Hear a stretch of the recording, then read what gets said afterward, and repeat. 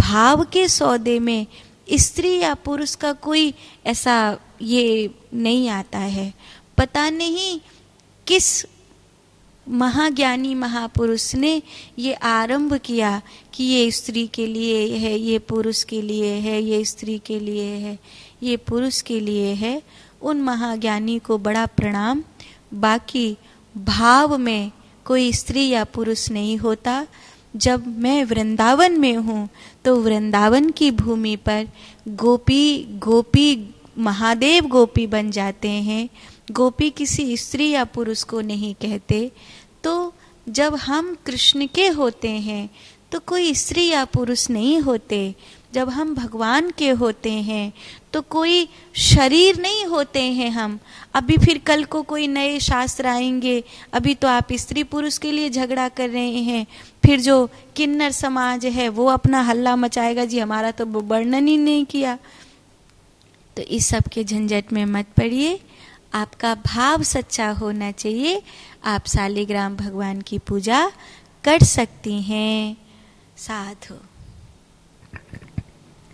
माँ, मैं जब छोटा था बचपन में तो भगवान कृष्ण को दूध पिलाता था और संकेतन बिहारी जी सभी उस दूध को पी जाते थे। जब कोई साधक बाल्य अवस्था में होता है तो उसकी जो साधना है वो बहुत पवित्र होती है। कितना अच्छा होता कि बाल्य अवस्था से साधना आरंभ होती। जैसे कर्माबाई की हुई, जैसे धन्ना जाट की हुई, जैसे नामदेव जी की हुई, जैसे शबरी की हुई, जैसे करमेती बाई की हुई। तो बाल्य अवस्था की जो साधना है उसका कोई तोड़ नहीं है। अच्छा, जैसे विद्या की भाषा में कहूँ, आपको कोई लैंग्वेज सीखनी है और अब आप अपनी उम्र के एक पड़ाव पर आकर किसी लैंग्वेज को सीखेंगे, आपको कितना कठिन होगा। लेकिन जब आप स्कूल में थे उसी दौरान आपको वो लैंग्वेज सिखाई गई तो आपके लिए वो बहुत आसान हो गई, सहज हो गई। अब कोई डिग्री है, जैसे आपको नीट क्लियर करना है, आपको कोई फौज की पढ़ाई करनी है, आपको कोई इंजीनियर आदि की पढ़ाई करनी है, तो कई माँ बाप करते हैं ना, जैसे ही बच्चा 5वीं 6वीं पार करता है वहीं से उसको शुरुआत करवा देते हैं। अब वो जब अपनी डॉक्टरी का फार्म भरेगा तो जो 6वीं क्लास से उसने अपनी नींव तैयार करी थी, अब वो फेल होने का सवाल ही नहीं है। एक बच्चा 12वीं क्लास पार करने के बाद फिर तैयारी शुरू कर रहा है तो बड़ा कठिन होगा। एक को फौजी बनना है, 6-7 बरस की उम्र से ही उसका शरीर तैयार करना शुरू कर दिया, उसकी भर्ती को कोई रोक नहीं सकता। अभी आया 12-15 साल की उम्र में सोचा कि मैं फौजी बनूंगा, तब शारीरिक तैयारी शुरू करी, कठिन पड़ेगा। तो जो बालपन की साधना है, जो बालपन का भाव है, उसका कोई तोड़ नहीं है। बहुत भाग्यशाली होते हैं वो जिनकी साधना का दौर बचपन में आरंभ हो जाता है। तो आप निश्चित ही उस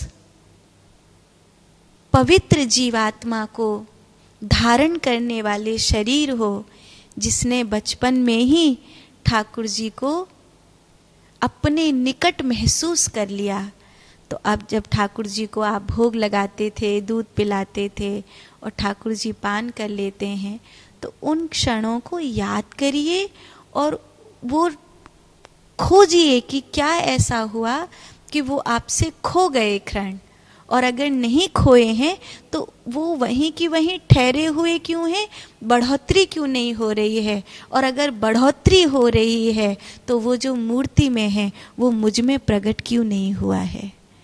साधना को उसके लक्ष्य पर पहुंचाइए, भक्ति को भगवान के चरणों तक पहुंचाइए। या तो भक्ति आंगन में है तो भगवान को घर में आने दीजिए, और अगर भक्ति जीवन में है तो भगवान को अपने हृदय में आने दीजिए, ये अच्छा रहेगा। साधु। राधे राधे गुरु माँ। माँ, हम जो सीरियल देखते हैं राधा कृष्ण का, और उसमें दिखाया जाता है कि राधा जी का विवाह अयन से हो जाता है, तो क्या ये सत्य है माँ? गर्ग संहिता में एक वर्णन आया है जहां कंस ने वृषभान जी को बाध्य किया कि वो राधा जी का विवाह कंस के सुझाए गए वर के साथ कराए। राजा जो होता है वो परिवार को बाद में देखता है, प्रजा को पहले देखता है। समाज के, प्रजा के सुख के कारण अगर अपने या अपने परिवार को दांव पर लगाना हो तो राजा उसके लिए सज्ज होता है। यही अच्छे राजा की निशानी होती है। वृषभान जी ने भी वही किया, लेकिन जिस ढंग से आप सीरियल में देख रहे हैं वो ढंग नहीं है, क्योंकि सीरियल को एक सीरियल का रूप देना है। वो नाटक है, वो फिल्म है। एक फिल्म को फिल्म की तरह ही प्रस्तुत करना पड़ेगा। उसमें कुछ मिर्च मसाले मिलाने ही पड़ेंगे, उसमें कुछ चीज़ें घटानी बढ़ानी पड़ेंगी मनोरंजन के हिसाब से। जो नाटकीय जगत है उसके हिसाब से, तो उसको पूरा सत्य मानकर स्वीकार नहीं करना चाहिए। शास्त्रों की जो भाषा है, शास्त्रों की जो बात है, उसको आध्यात्मिक ऊंचाई से समझोगे तो वो फिर समझ में आएगी।